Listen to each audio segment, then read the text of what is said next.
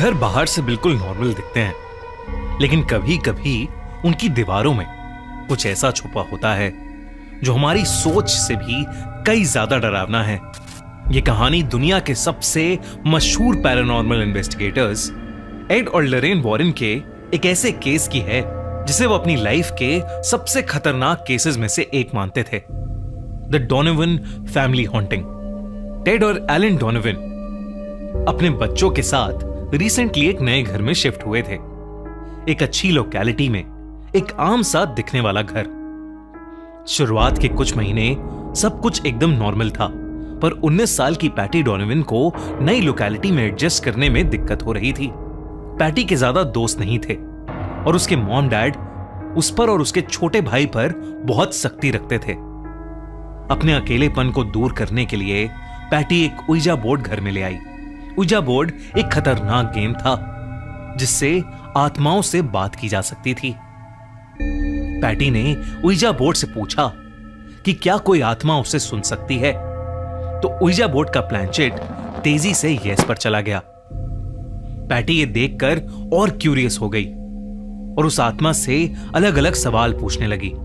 Patty को पता चला कि वो आत्मा एक 19 साल के लड़के की है। पैटी ने उससे पूछा कि क्या वो उसका फ्रेंड बनेगा, जिस पर उस लड़के की आत्मा ने यस में आंसर दिया और वो प्लैंचेट BOYFRIEND यानी बॉयफ्रेंड पर चला गया। फिर वो आत्मा पैटी की तारीफ करने लगी।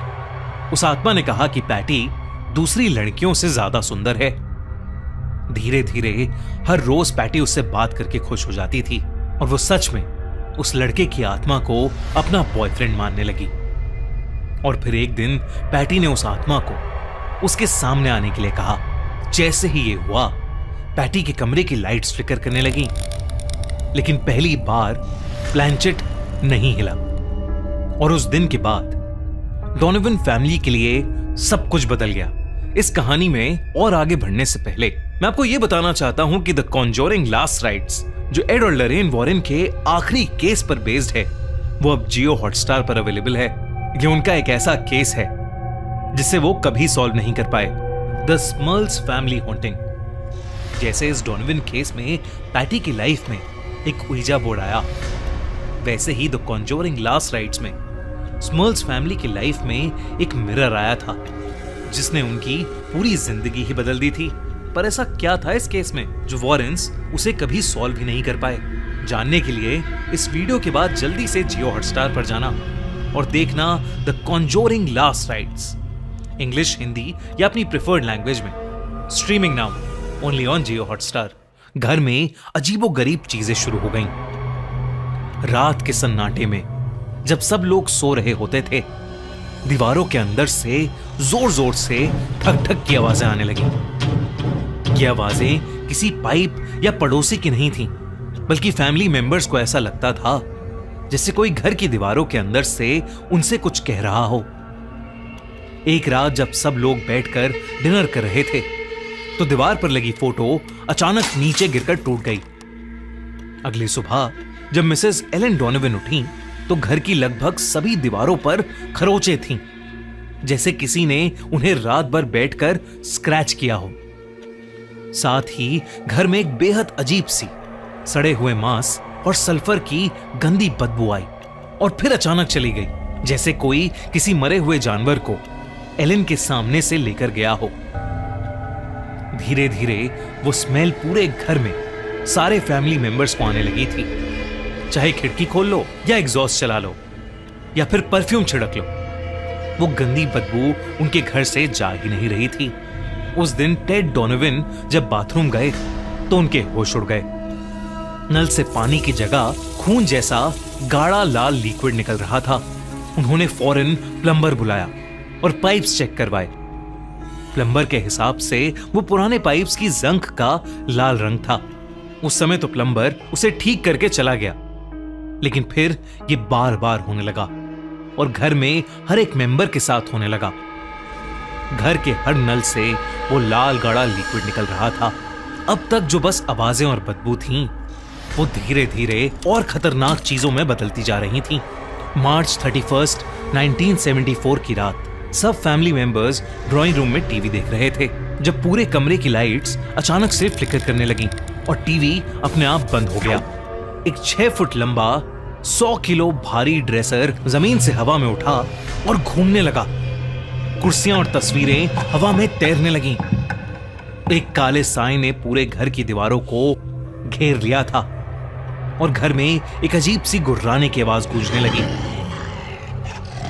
टेड डर के मारे पूरी फैमिली को लेकर होटल में रहने चला गया, लेकिन वहां भी लाइट्स जलबुझ होने लगी और चीखने चिल्लाने की आवाजें आने लगी, जिस वजह से होटल मैनेजर ने उन्हें निकाल दिया।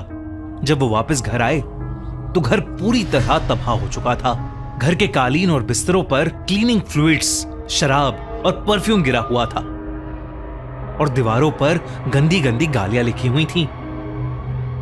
पड़ोसियों ने भी घर के अंदर से गुर्राने और चीखने की आवाजें सुनी थीं, लेकिन किसी को कुछ समझ नहीं आ रहा था कि ये सब क्यों और कैसे हो रहा है। जब हालात कंट्रोल से बाहर हो गए तो टेड डोनोवन ने पैरानॉर्मल इन्वेस्टिगेटर्स एड और लॉरेन वॉरेन को बुलाया। एड और लॉरेन वॉरेन दुनिया के सबसे फेमस पैरानॉर्मल इन्वेस्टिगेटर्स थे। उन्होंने कई खतरनाक हॉन्टिंग के केसेस सॉल्व किए थे। एड और लॉरेन जब डोनोवन फैमिली के घर पहुंचे तो उन्होंने घर में कदम रखते ही कहा कि वहां का माहौल दम घोटने वाला है। एड वॉरेन ने दीवार पर 2 बार नॉक किया तो जवाब में एड को दीवार से भी 2 बार नॉक की आवाज आई।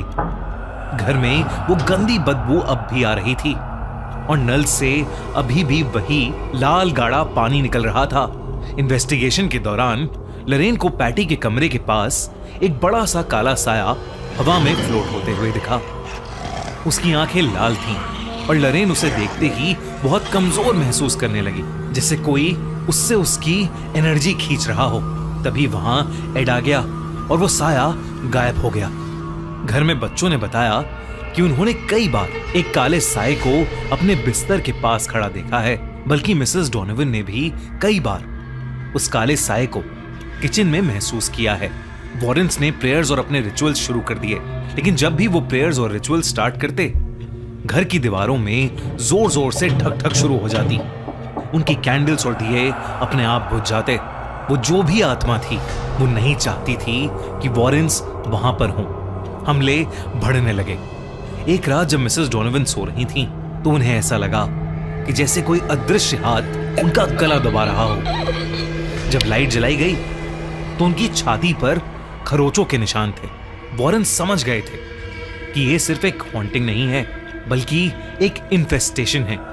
इन्फेस्टेशन का मतलब था कि वहां कोई भटकती हुई आत्मा नहीं, बल्कि एक डेमोनिक, एक शैतानी शक्ति है जो पूरे परिवार को नुकसान पहुंचाना चाहती है।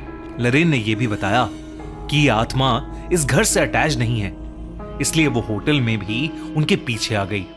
साथ ही लॉरेन ने यह भी कहा कि यह आत्मा अपने आप नहीं आई है, बल्कि इसे घर के किसी मेंबर ने खुद इनवाइट किया है। और तब पैटी ने सबको ouija बोर्ड के बारे में बताया। वॉरेन्स को समझ आ गया था कि वो आत्मा किसी टीनेज लड़के की नहीं है, बल्कि एक बहुत खतरनाक एंटिटी की है, जो पैटी से झूठ बोलकर उसे मैनिपुलेट कर उनकी लाइफ में घुसाई है। एग्जॉर्सिज्म ही इस सब से बचने का एक आखिरी तरीका था। एड वॉरेन ने चर्च से एग्जॉर्सिज्म की परमिशन मांगी। जब प्रीस्ट ने एग्जॉर्सिज्म शुरू किया तो डोनोवन फैमिली का घर किसी जंग के मैदान में बदल गया। कमरे का टेम्परेचर बर्फ जैसा ठंडा हो गया, दीवारें हिलने लगी, अजीब आवाजें आने लगी और कई खिड़कियां अचानक टूट गईं। उस समय पूरे परिवार ने वही काला साया देखा। वो उनके सामने आ गया था और बेहद भयानक लग रहा था। अचानक पैटी हवा में उड़ने लगी। वो काला साया पैटी में समा गया और पैटी की आंखें लाल हो गईं। जैसे जैसे एग्जॉर्सिज्म हुआ, पैटी दर्द में चीखने लगी और फिर वो एकदम से उड़ती हुई 5 फीट दूर दीवार पर जाकर लगी और बेहोश हो गई। घर में एकदम से सारी आवाजें बंद हो गईं। नलों से पानी साफ आने लगा। जब पैटी की आंखें खुली तो वो बिल्कुल ठीक थी। एग्जॉर्सिज्म पूरा हो चुका था। आज भी डोनोवन फैमिली का वो घर वहीं खड़ा है। नए लोग वहां रहते हैं, पर जिन लोगों ने उस डर को जिया उनके लिए वो कभी खत्म नहीं हुआ। अगर आपको भी ऐसी कहानियों से डर लगता है तो याद रखिए, कभी कभी कुछ दरवाजे हमेशा बंद ही रहने चाहिए। अपने घर में पुरानी चीजें लाने से पहले हमेशा सोच लेना चाहिए, जैसे डोनोवन फैमिली केस में हुई।